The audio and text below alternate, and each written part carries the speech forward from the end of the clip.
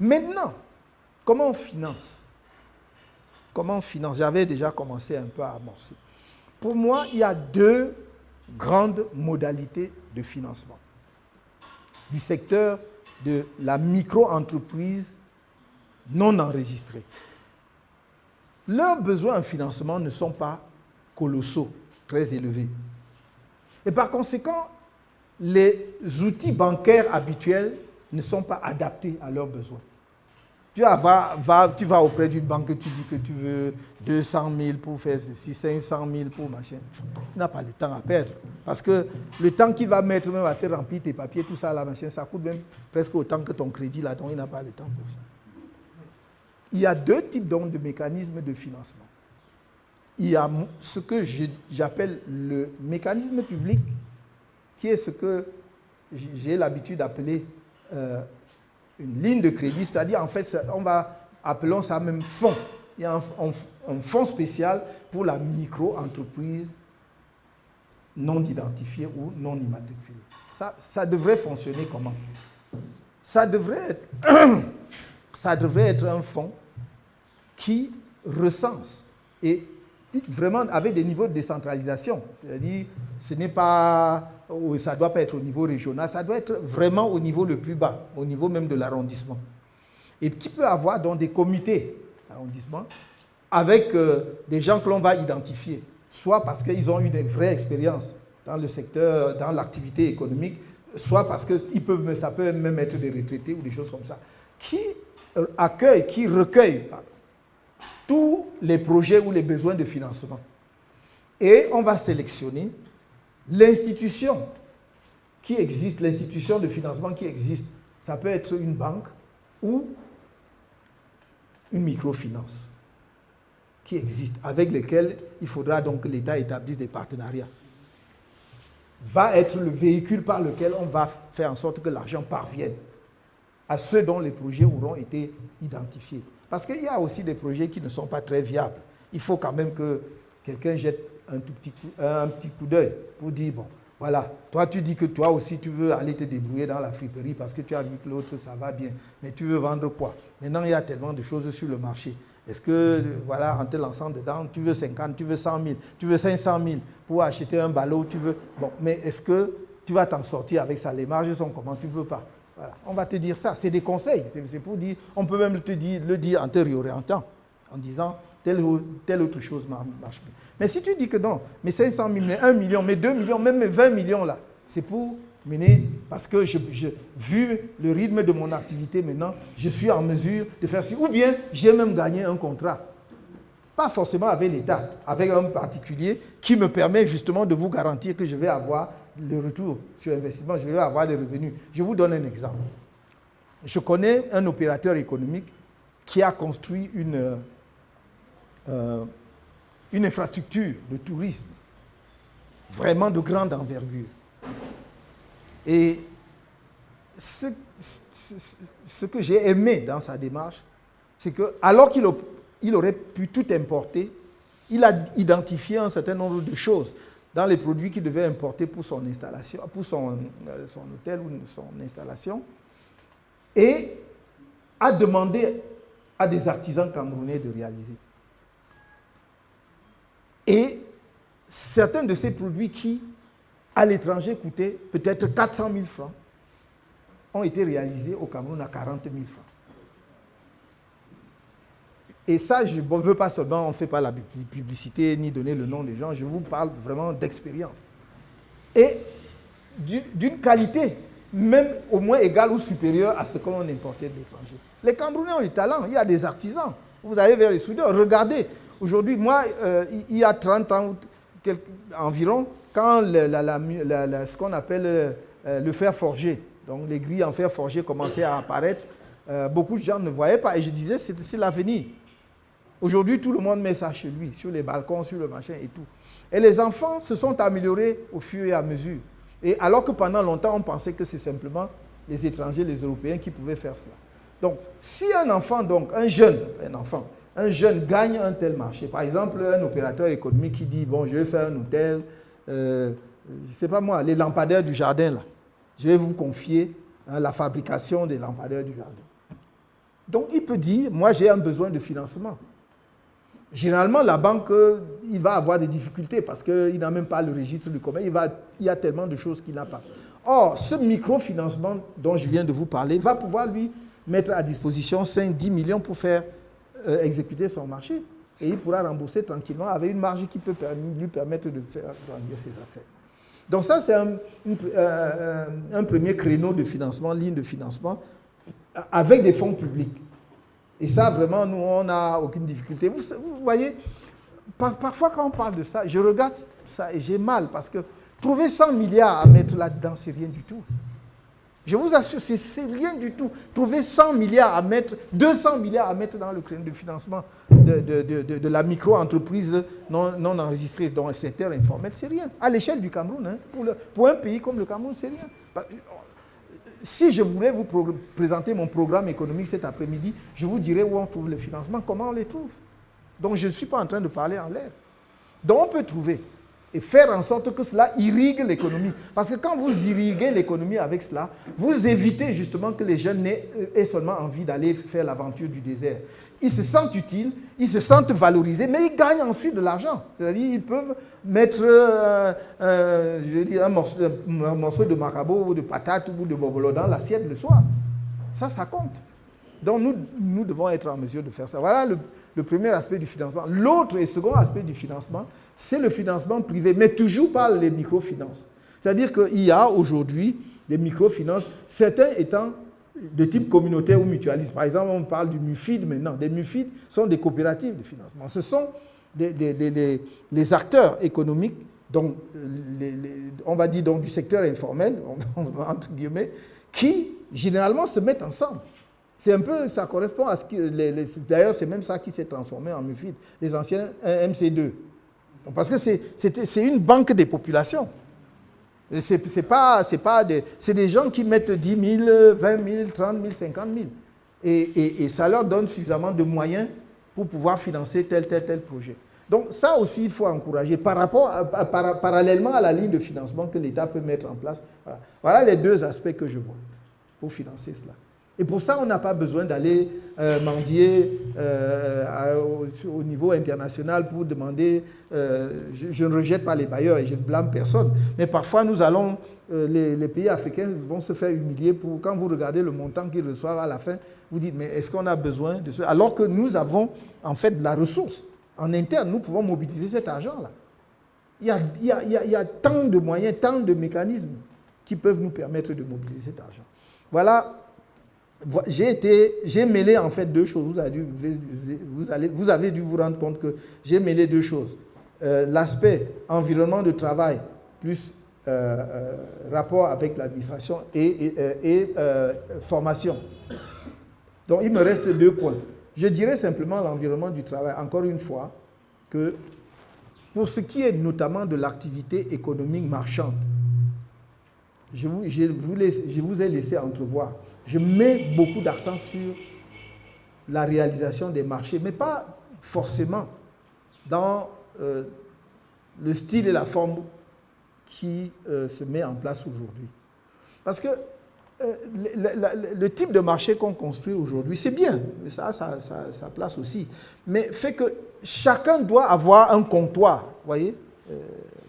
Par exemple, si je prends le marché d'Etoudi, qui est vers chez moi là-bas, qui n'a jamais été achevé, mais vous verrez que les boutiques étaient cloisonnées comme ça et chacun va avoir son hangar. Mais à côté de ça, vous avez d'autres types de marchés, comme je vous l'ai dit tout à l'heure, qui sont beaucoup plus conviviaux. Ce sont des marchés couverts, mais couvrant de très grands espaces. C'est-à-dire que vous pouvez faire un marché sur 2-3 hectares, mais couvert, c'est-à-dire qu'il n'y a pas de boutique cloisonnée. Donc c'est là-bas que vous trouvez dans le petit commerce la maman qui fait ses beignets, celui qui fait la nourriture de rue, s'il y a un côté qui vend le tissu, il y a un autre qui vend les bijoux, tout ça. Vous allez trouver sur un espace marchand comme celui-là, qui est en fait un espace extraordinaire de convivialité. Vous avez envie de déambuler dans le marché. Et quand vous êtes fatigué, vous arrêtez quelque part, vous marchez, vous mangez, vous buvez une bière, vous continuez, etc. C'est comme ça. Et c'est ce qu'il faut ajouter, par exemple, aux formules actuelles des marchés. Et à côté de cela, Donc ça, il y a les marchés qui existent aujourd'hui. Cette formule que je préconise. Et une troisième formule, c'est les marchés internationaux. Le Cameroun est un pays carrefour. Le Cameroun est un grand pays producteur agricole, même si aujourd'hui nous ne produisons pas autant que nous pourrions le faire. Mais lorsque nous aurons atteint un rythme de croisière par rapport à nos objectifs de production, vous verrez qu'il y aura un vrai problème de structuration de l'évacuation, de la commercialisation des produits. Or, aujourd'hui, nous sommes dans une situation où, à part pratiquement le marché Sandanga à Douala, vous n'avez pas un vrai et un autre grand marché international. Vous devez savoir que nous avons des frontières avec 6 pays. C'est rare, hein? Alors, il n'y a pas beaucoup de pays du continent qui ont des frontières avec 6 pays. Le Tchad, la Centrafrique, le Congo, le Gabon, la Guinée équatoriale, le Nigeria. 6 pays. On a terminé par le plus grand marché d'Afrique. Et notre voisin, c'est notre limite. Nous devons organiser des marchés internationaux où les gens viennent, c'est-à-dire les gens viennent acheter le gros dans tous les domaines. Marché de gros dans tous les domaines. Domaine agricole, domaine, par exemple, quand nous allons mettre en place toute la filière coton, où notre coton ne va plus sortir brut, on va faire le tisser, on va tisser, faire le tissu ici, là, faire la confection. Oui, parce que dans notre programme, quand vous verrez, il y aura un bassin industriel du coton dans la partie septentrionale du pays. Ce n'est même pas normal qu'on produise le coton dans l'extrême nord et le nord, et on vient dire qu'on cherche à Sikam. On fait chercher quoi avec Sikam? On ne touche pas Sikam, mais nous, on va créer l'usine qui fabrique le tissu là-bas. Là, il y aura donc une filière industrielle. Oui. Et donc, c'est les marchés où vous allez pouvoir effectivement commercialiser cette chose-là en gros. Est-ce que vous trouvez normal qu'un pays comme le nôtre, qui effectivement a l'avantage de produire le coton, qui a la ressource humaine que nous connaissons, qui en plus est une grande nation de football, est-ce que vous savez que c'est ce que j'ai lu, sauf si je me trompe, mais je prends le risque de croire que les articles que j'ai lus qui étaient de bonnes sources ne mentent pas. Mais pour la Coupe du Monde 2026, je crois, 2026, le Bénin fait partie des pays où la FIFA passe la commande des maillots. Ah ben voilà. Parce qu'ils ont structuré leur filière cotonnière jusqu'à la transformation, jusqu'à la production de machins et tout.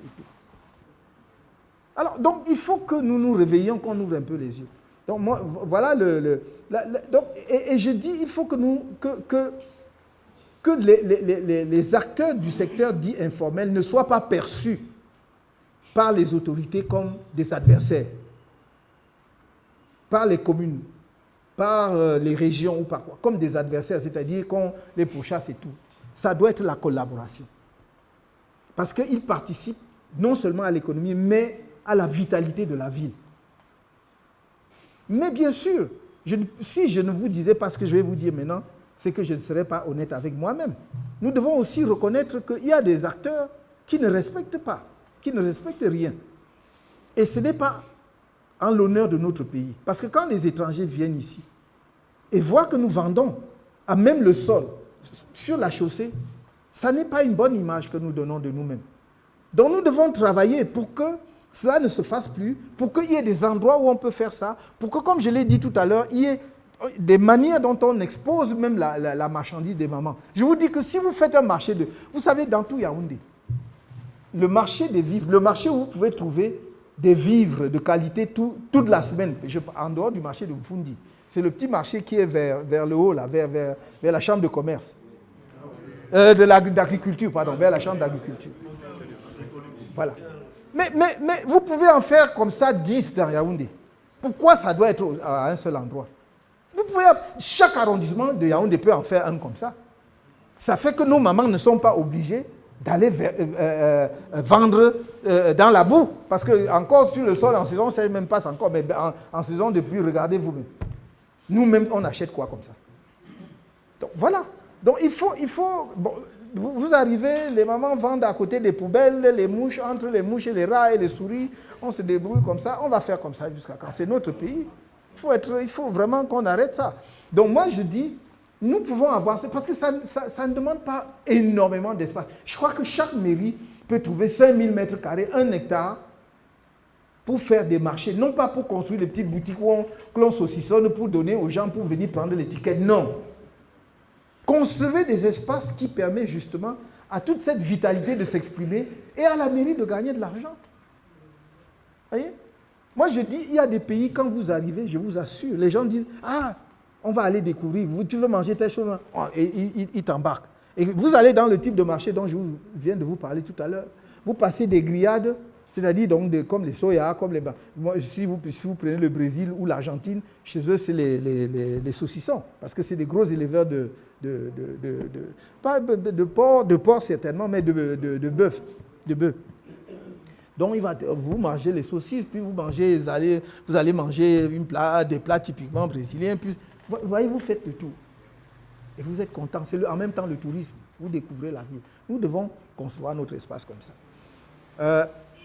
Maintenant, le dernier point, qu'est-ce que j'ai oublié? Oui, dans le rapport entre les acteurs de ce secteur et les autorités publiques, qu'elles soient étatiques ou des collectivités territoriales décentralisées, ne doivent pas être conflictuelles. Ils ne doivent pas se regarder en chien de faïence ou en ennemi. On doit organiser l'espace. L'espace urbain est un espace organisé et chacun doit pouvoir y trouver sa place et jouer pleinement son rôle. La protection, c'est mon dernier point, la protection sociale.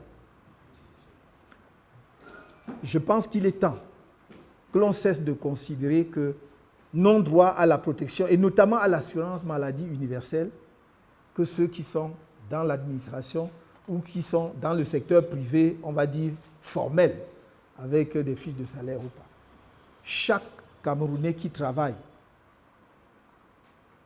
tout Camerounais qui travaille, quelle que soit son activité, doit pouvoir accéder à la santé, aux soins de santé.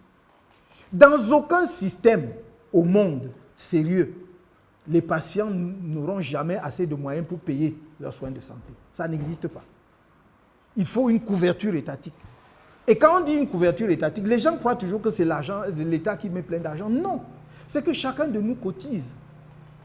Et l'effort contributif est fonction de votre activité. Si vous devez mettre 100 francs, vous mettez 100 francs. Si vous devez mettre 500 francs, vous mettez 500 francs. Si vous devez mettre 1 million, vous mettez. Mais chacun doit contribuer. Parce que c'est cette caisse-là qui va permettre ensuite, en balançant, de supporter l'accès aux soins de santé de base pour tous les Camerounais. Pour moi, ça, c'est un élément fondamental de protection. L'assurance maladie universelle. C'est-à-dire que pour que le système de santé marche bien dans un pays, je parle, il y a des médecins ici, il ne faut pas seulement que l'offre médicale soit là, c'est-à-dire qu'on construise de beaux hôpitaux. Mais si on construit un bon hôpital et tu ne peux pas aller à l'hôpital, ça sert à quoi? Or, aller à l'hôpital, ce n'est pas aller dans les gosses, c'est-à-dire qu'on te prodigue des soins de santé. Or, pour qu'on te prodigue des soins de santé, il faut que tu payes. Il faut le billet de session ou consultation, c'était 600 francs. Je ne sais même plus si c'est toujours 600 francs. Après, machin et tout. Non, tout ça là doit être supporté. Et c'est pour ça que nous voulions d'ailleurs même un identifiant unique pour tous les citoyens camerounais. C'est-à-dire, lorsque tu as ton identifiant, ta carte, quand tu vas à l'hôpital, tu présentes seulement ça, on te fait les soins. Maintenant, nous avons toujours dit, lorsque effectivement il s'agit, par exemple, des problèmes de santé, beaucoup plus compliqués, évidemment, l'assurance maladie universelle ne peut pas prendre cela en charge pour tout le monde parce que sinon la caisse va bugger, comme on dit, il n'y aura pas assez d'argent pour tout le monde. C'est pour cela qu'on préconise toujours qu'à côté, si quelqu'un peut, qu'il fasse ce qu'on appelle, qu'il souscrive à une mutuelle, de santé, qui va lui permettre, ce qu'on appelle aussi dans certains pays des complémentaires santé. Tu vas souscrire à une mutuelle qui va te permettre, donc c'est comme une sorte d'assurance, qui va venir à la rescousse pour faire compléter ce que l'État ou la collectivité déjà t'offre comme possibilité de soins. C'est ce que nous devons faire. Et ça touche tout le monde. C'est-à-dire que la maman qui grille son maïs, elle doit savoir que si j'arrive même à dégager 500 francs, il y a 100 francs, que ce soit hebdomadaire ou mensuel, peu importe, les spécialistes vont nous faire les études qu'il faut pour déterminer le montant et la périodicité, doivent faire cette contribution-là. Après, quand je vais à l'hôpital, quelqu'un ne va pas commencer à me raconter, demander est-ce que tu as amené ceci, est-ce que tu as... même pour faire une injection, on te dit qu'il faut aller acheter les seringues. Non, tout ça là, on doit sortir de ça. Donc ça, c'est ce que moi j'appelle la protection sociale dans le domaine de la santé. Maintenant, la protection sociale dans le domaine de... J'ai travaillé, je connais certains jeunes qui sont entrés, par exemple, dans le secteur des mototaxis. J'ai toujours dit aux jeunes, ça ne peut pas être votre vie. La mototaxi, ce n'est pas une vie. Tu ne peux pas faire ça toute ta vie. Parce qu'après un temps, tu es fatigué. Tu commences à prendre de l'âge. Toi-même, les secousses là, ça rentre dans ta colonne vertébrale quand tu entres dans un trou avec ça. Donc, à un moment donné, tu dois laisser. Et d'ailleurs, la plupart des jeunes qui y vont, en réalité, en attendant, ils se cherchent. Mais il va commencer. Mais on s'est rendu compte qu'il y en a qui sont dedans depuis 20 ans, 25 ans, 30 ans. Finalement, sa vie est là-dedans. Pourtant, il est même très bien diplômé. Alors, qu'est-ce qu'on fait de quelqu'un comme ça? Il faut donc, lui, il va cesser de conduire la moto-taxi. Et il n'aura plus de revenus du tout. Puisque, comment dirais-je, ses ressources, ses revenus sont totalement dépendantes de sa forme physique. S'il ne peut pas conduire la moto, c'est fini, il n'a rien. Et ça, c'est grave.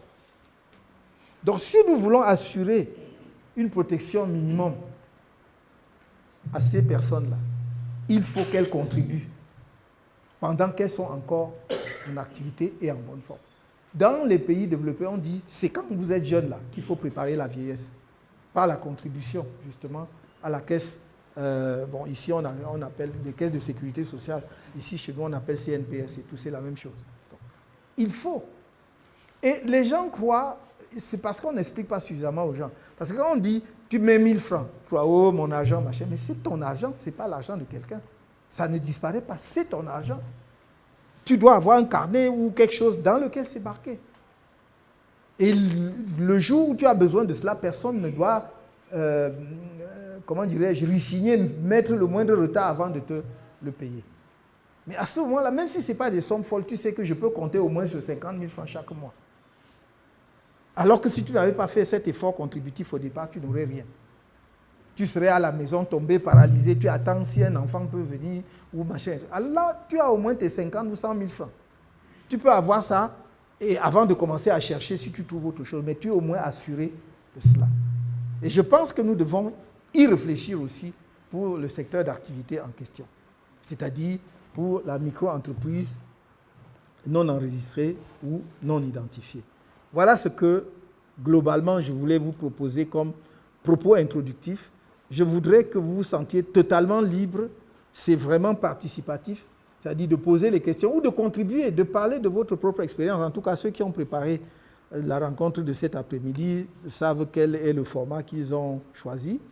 Je voudrais juste, pour terminer, dire que sachez que vous êtes vraiment au cœur de nos préoccupations. Et non pas simplement par humanisme, mais parce que vous, comme je l'ai dit tout à l'heure, vous représentez un pan important de l'économie camerounaise. La question doit être toujours comment créer le meilleur environnement pour que vous exerciez vos activités et puisse vous en sortir, et puisse prendre en charge vos familles correctement, dignement. Dignement. La dignité est importante. La question de dignité est extrêmement importante. Je disais un jour, lors d'une campagne, je disais aux citoyens camerounais, aux électeurs, je disais, mais pensez à votre dignité. Il faut pas, moi, j'arrivais, on me demandait, oh, on veut une bière. J'ai dit non, est-ce que vous avez vu un camion de brasserie ou des choses derrière moi? Je n'ai pas, je ne marche pas avec ça. Moi, je suis en train de venir pour qu'ensemble, pour vous montrer comment ensemble on peut vous améliorer, que lorsque vous aurez envie de boire votre bière, vous l'achetiez et vous la buviez dignement, fièrement. Et que ce ne soit pas une bière qu'on vous donne qui... Oui. Et voilà. Et que ce ne soit pas une bière qu'on vient vous jeter comme ça qui détermine votre décision. Soyez digne. Vous êtes des citoyens camerounais. Et c'est ce que je voudrais que l'on fasse ensemble demain. Toutes les idées que j'ai mises sur la table, c'est ça que je voudrais qu'on creuse, qu'on améliore, qu'on affine pour que demain ce soit mis en place. Ce sont des choses qu'on peut mettre en place rapidement. Ça n'a pas besoin d'années. Ça ne prendra pas des années pour mettre en place cela. Et je crois que les gens pourront voir les transformations eux-mêmes. Au bout de 12 mois, au bout de 18 mois, ils verront qu'on est vraiment en train de sortir d'une période ou d'une époque pour entrer dans une autre. Je terminerai donc en disant que je vous ai toujours dit, je ne trahirai jamais les Camerounais. Jamais. Et je peux vous dire, et je le répète, vous pouvez compter sur moi. J'espère seulement que je peux compter sur vous, mais vous pouvez compter sur moi. Je n'ai pas d'autre agenda. Et en toute humilité, la seule chose que je demande au bon Dieu, c'est de me mettre au service de mon pays pendant quelques années avant de quitter cette terre. Je n'ai pas d'autre agenda. J'en ai pas d'autre. C'est tout.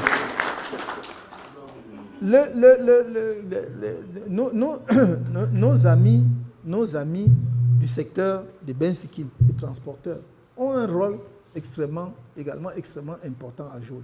Je ne veux pas m'y mixer dans leurs activités. Mais, encore une fois, j'ai parlé de cela lors de ma rencontre avec les jeunes entreprises du secteur de la technologie. L'idée, c'est que ça ne reste pas un moyen de transport permanent au Cameroun.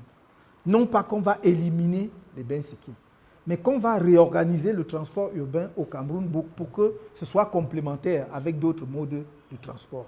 Je m'explique.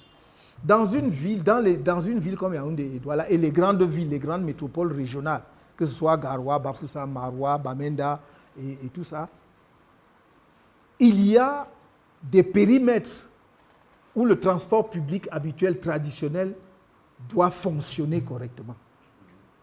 Et je disais pour moi, comme message à nos jeunes frères, nos enfants du secteur du transport Bensikin, que pour moi, ça dépend d'eux. Quand on mettra en place des systèmes de transport urbain organisés, que ce soit en bus, que ce soit en tramway, que ce soit en taxi, que ce soit en bus ou en tramway, je parle de transport commun. Les taxis existent déjà, donc il n'y a pas de souci avec eux. Mais je parle de transport collectif commun. Parce que, en fait, la fluidité de la circulation dans une ville, c'est aussi fonction de la qualité du transport commun. Quand plus vous avez de voitures et moins de transport en commun, plus vous avez des bouchons. Parce que chacun prend sa voiture. Mais si vous avez une ligne de bus, comme on avait à l'époque la Sotuc, si vous avez une ligne pensons même métro, si Abidjan fait le métro, pourquoi le Cameroun ne peut pas faire le métro? À Yaoundé, on peut faire le métro. Le relief même, en plus, s'y prête facilement. Donc, si vous avez 50, 100 personnes qui prennent le métro, c'est autant de personnes qui ne prennent pas leur voiture. Donc, ça fluidifie la circulation dans la ville. Et je disais donc que lorsqu'on va réorganiser le transport en commun, notamment en milieu urbain au Cameroun, moi, j'aimerais que la priorité dans la sélection, pour ceux qui le souhaitent, il n'y a aucune obligation, veulent se reconvertir, devra être dans le milieu des Bensikin. C'est-à-dire, vous conduisiez la moto. Si nous disons que dans le périmètre central de Yaoundé, il n'y aura plus de Bensikin. Donc vous allez prendre le relais en périphérie.